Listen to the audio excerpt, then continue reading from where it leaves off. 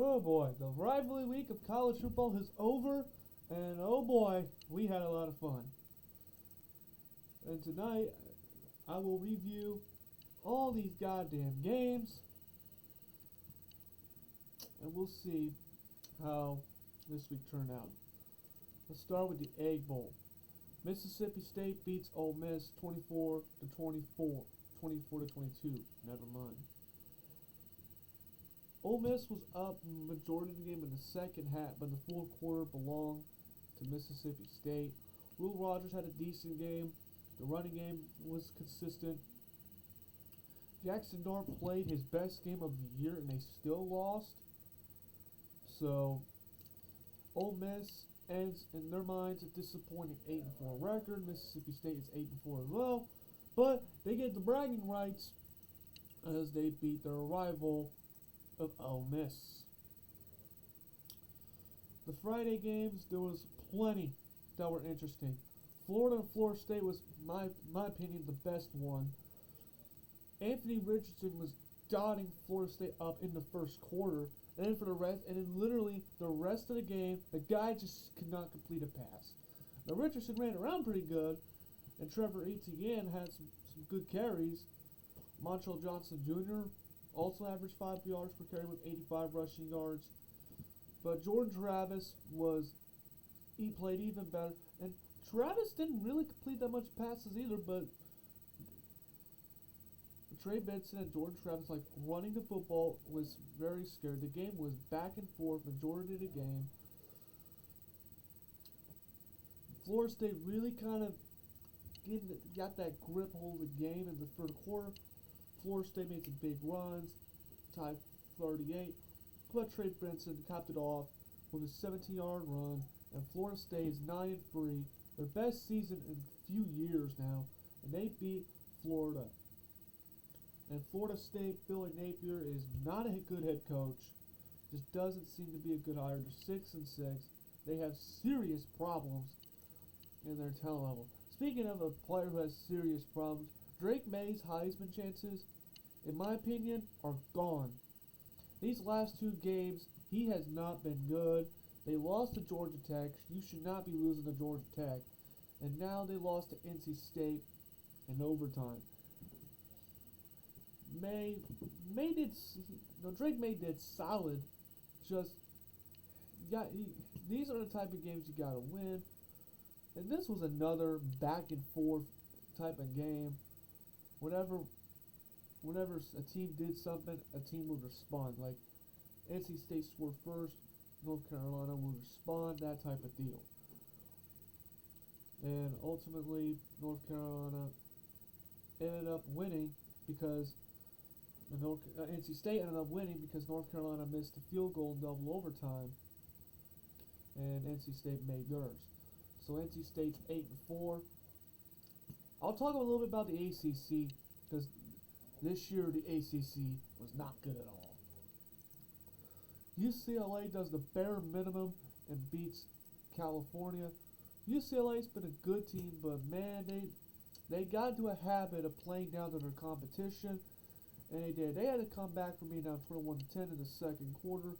Now they did win 35-28, but against a team called Cal, that's finished the season 4-8, you gotta dominate them. Dorian Thompson-Robinson did good. Also, T.J. Horn and Zach Charbonnet played well, but Jack Plummer, the same quarterback who was straight up awful at Purdue, threw all over your defense. Just, you won, but you did not look good doing it.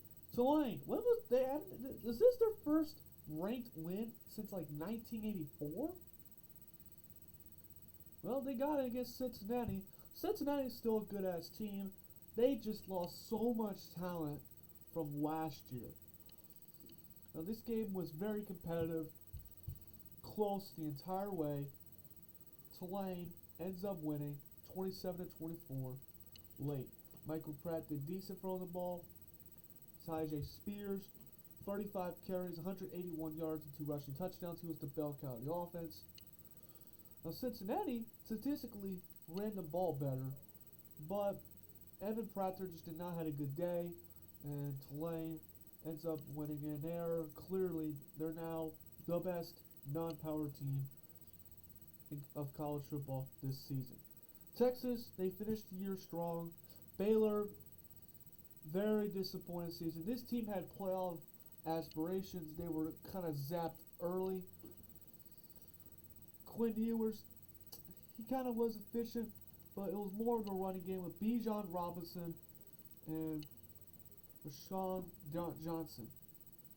I mean, that running game just devastated Baylor, and Texas finished the season 8-4. Baylor finishes 6-6. Baylor still makes a bowl game, but man, very disappointing season. The Desert Bowl ended up being fun.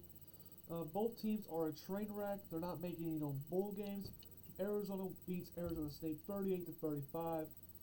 Missouri, they clinched bowl eligibility as they beat Arkansas 29-27. Very disappointing season for Arkansas. You would at least be like an 8-4, 9-3 team, but that didn't happen. Iowa's chances of going to the Big Ten championship game were gone. They lost to Nebraska.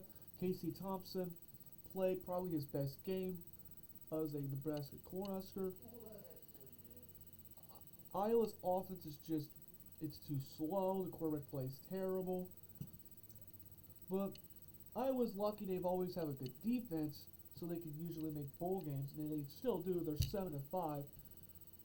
But one of the worst Iowa teams I've ever seen. And their chances of playing for the Big Ten championship game are gone. Georgia, they beat Georgia Tech, but they honestly should have beat them more. Stetson Bennett he's an okay quarterback. He's carried by talent over there. And just the overall running game of like a solid selection of Kenny McIntosh, DeJon Edwards, Kendall Milton. They're the bell cows of this Georgia offense. And also their defense is the sole reason why they're this good. Just the last 2 years of Georgia's defense is the best we've seen since 2011, 2012 Alabama level of defense. The game of the week, obviously, the game had the most at stake, was clearly going to be the Michigan-Ohio State game. It was a back and forth in the first half. Ohio State would score, Michigan would punch back. Ohio State would score, Michigan would punch back. In the second half, Michigan just had their way. Michigan just had their way against Ohio State in the second half, outscoring them 28-3. J.J. McCarthy, he only completed 50% of his passes, but those completions were big ones. Donovan Edwards, the backup running back for Blake Corum. Corum only had 2 carries, 6 yards. He wasn't involved much. Donovan Edwards had 22 carries, 216 yards, and 2 for Ohio State back-breaking touchdown runs. One from 75 yards, and the other 85 yards to finish them off. C.J. Stroud, he did pretty good, but 2 picks really proved costly. And just Michigan's ability to ground and pound, just be more of a physical team, just overwhelmed Ohio State. And Michigan is, in my opinion, a surefire to go to the playoffs. Even if they lose the Big Ten championship game, I think they're probably still in. TCU, they had no problems against Iowa State, crushed them 62-14. There's nothing I need to say. TCU goes to the Big 12 championship game. All they really need to do is win one more, and they're in. LSU loses to Texas A&M. This Texas A&M team has been an absolute shit show. Jimbo Fisher, despite being a horrible season of a head coach, he can't be fired because his buyout is so ridiculous. And you know what? Let's look up Jimbo Fisher's buyout. And let's see how ridiculous it is. Through 2031.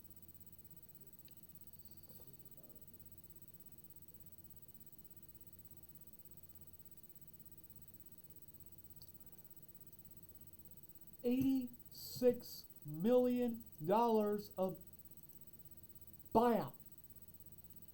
You're not firing Jimbo Fisher. $86 million. And just a ridiculous contract they gave this guy. They're definitely regretting this. But a team that is regretting paying this money to Jimbo Fisher somehow still beats LSU. Jake Daniels, he was okay. Didn't really do good. Devin Acme, whatever you pronounce his name, Texas A&M's running back, he rushed for over 200 yards and rushed for 2 scores. They beat LSU 38-23. So LSU, they were ranked 5th. They should not be ranked 5th, and they showed you why.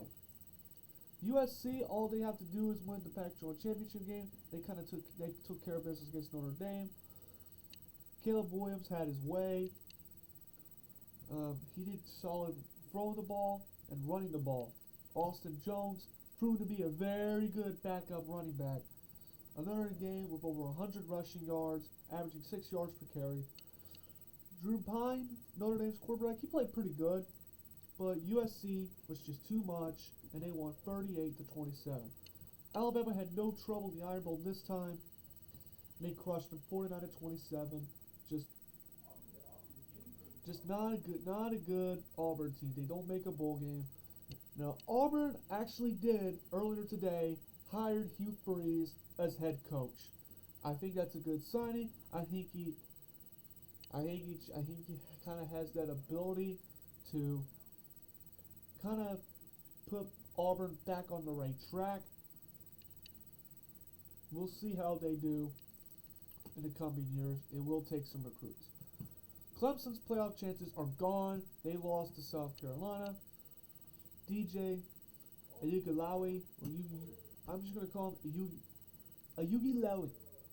This guy was just straight awful. He did absolutely nothing. Will Shipley had to carry the offense. And Spencer Rattler just throwing the ball over the place. South Carolina won by a field goal, 31-30. South Carolina 8-4, their best season in years. Oregon and Oregon State. This one was a shootout. I really want to say a shootout, more of a comeback. Oregon State was down 31-10 late in the third quarter, but just pounding, just scoring every single time. Pretty much when they got possessions. Bo Nix had a good day throwing the ball, but obviously him a little banged up, not being able to run the ball, just kind of takes some of the dynamics of that Oregon's offense away. Now luckily, Ben Goldbergson didn't do anything throwing the ball, but he did rush for 2 touchdowns, like short runs. Damian Martinez, Jam Griffin, and Deshaun Fenwick had good days carrying the football, and this guy in Isaiah Newell, his 2 carries resulted in a touchdown. So Oregon State wins 38-34. Oregon State has their best season in years.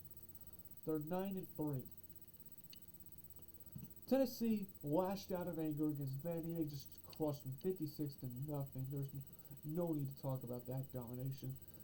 Michigan State ain't going to make a bowl game this season. Penn State dominates them 35-16. Mel Tucker, another coach with a ridiculous contract. Kansas State crushed Kansas 47-27. Really wasn't interesting. Kansas just dominated the entire game. Washington. Michael Penix Jr. is probably the 3rd best quarterback in the Pac-12. The Pac-12's been good this year. They beat Washington State 51-33. Michael Penix flew for 3 touchdowns, almost 500 yards. They had two wide receivers that went 150 yards. Ramaduzzi and Jalen McMillan. Wayne Talapalo averaged almost 10 yards per carry. That Washington's offense is very scary. Now, I actually don't think they're going to the Pac-12 championship. No, they're not. They're not going to the Pac-12 championship game. I'll talk about that later. Utah crushes Colorado 63-21. Colorado's terrible. UCF versus this game was chaotic. This game was the definition of utter chaos. UCF was up 31-7, like in the beginning of the third quarter. But when the third quarter ended, it was 31-29. South Florida. South Florida actually had the lead late in the game, but UCF did get a game-winning touchdown drive. They scored with 20 seconds to go, and UCF barely holds on of a pretty huge, would be a huge upset, beating South Florida 46-39. And the last ranked team we'll talk about, Louisville. They lost to Kentucky 26-13. A quarterback that will not get to the NFL named Will Levis had a solid day throwing the ball. Chris Rodriguez has been very good, like he should be, and they beat him 26-13. Let's talk about some other matchups that may not have been a ranked matchup, but they're still worth mentioning. Liberty loses again, getting crushed by New Mexico State. Oklahoma State has fallen apart. They lost to West Virginia 24-19. Maryland beats Rutgers 37-0. Illinois smashed Northwestern. Minnesota beats Wisconsin. Purdue played down to their competition, does the bare minimum to beat IU. Wake Forest plummeted. They're 7-5. They lost to Duke 34-31. SMU beat Memphis 34-31 as well. UTSA their record is 10-2. They beat UTEP 34-31. Oklahoma embarrassed themselves on defense. Their defense, they lost to Texas Tech 51-48 in overtime. My God. Oklahoma is 6-6 this year. Just a bad season. I know it's Brent Venables' first year, but man, that defense one game looked solid, and the next game will look absolutely terrible. Now, yes, I think they do need recruits, and they need them fast. Next season, I gotta see improvement to have any hope of Oklahoma football going forward. Especially considering they want to move to the SEC, compete with the big boys. Got to get that defensive situation. You got to increase that talent. That talent is just not there. There's talent in a few pieces. Quarterback, wide receiver, running back. There's just not much depth, and that defense just has nobody of a playmaker. Syracuse ends their losing drought like they were losing like 5 straight games. They beat Boston College 32-33. Miami, they might be in a worse situation. They're not even going to make a bowl game. They lost to Pitt 42-16. Wow. Bad season by Miami. A lot of problems, like culture-wise. Just, it is bad out there.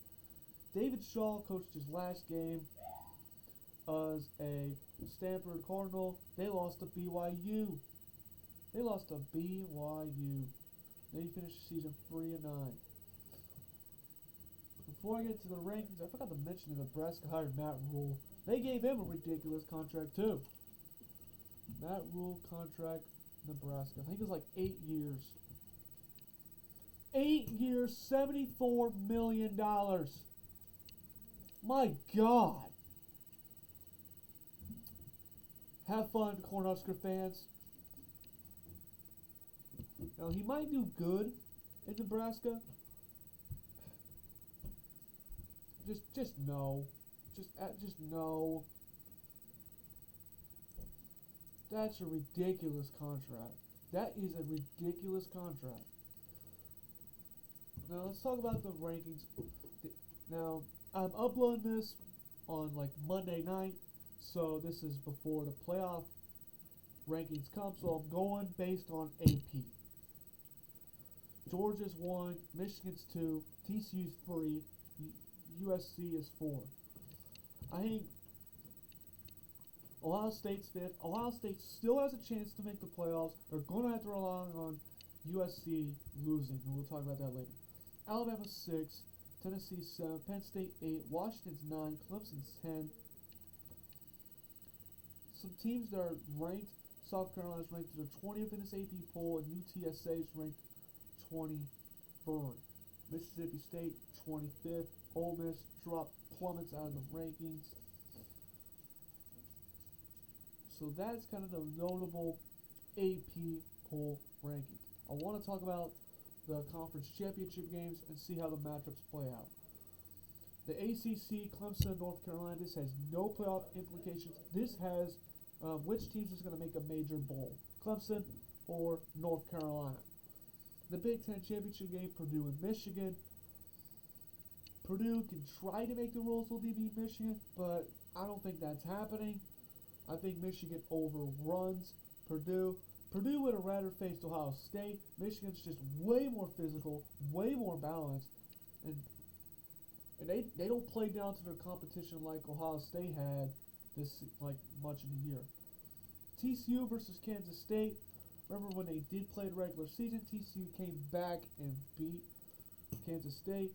TCU, maybe they can afford a loss, but if they want to guarantee a playoff spot, they must beat Kansas State. Now, luckily, due to the playoff dynamics, I think they might be able to afford an L, but they must beat Kansas State if they really want to secure that playoff spot. USC plays Utah. The last time they played, Utah won on a 2-point conversion.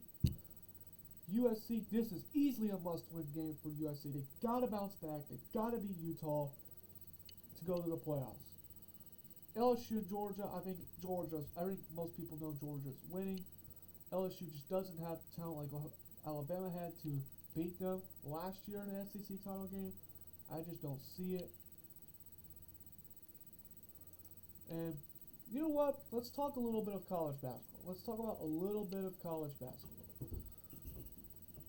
Now, I will talk about college basketball a little bit more when the college football season is over.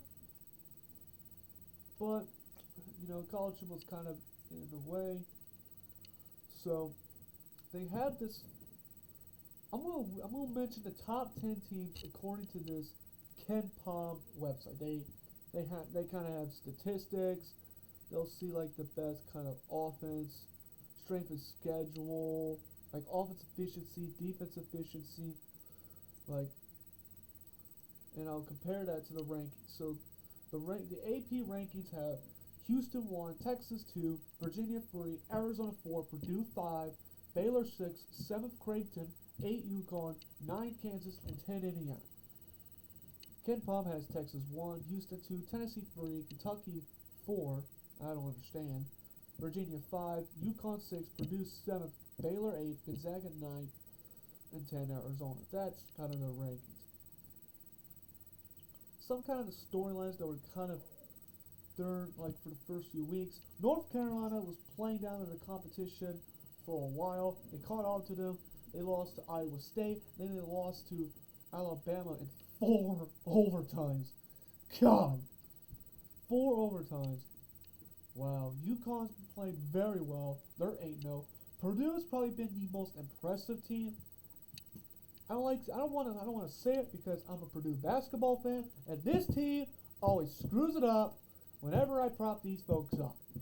But they have played dominant. They crushed Gonzaga and they crushed Duke.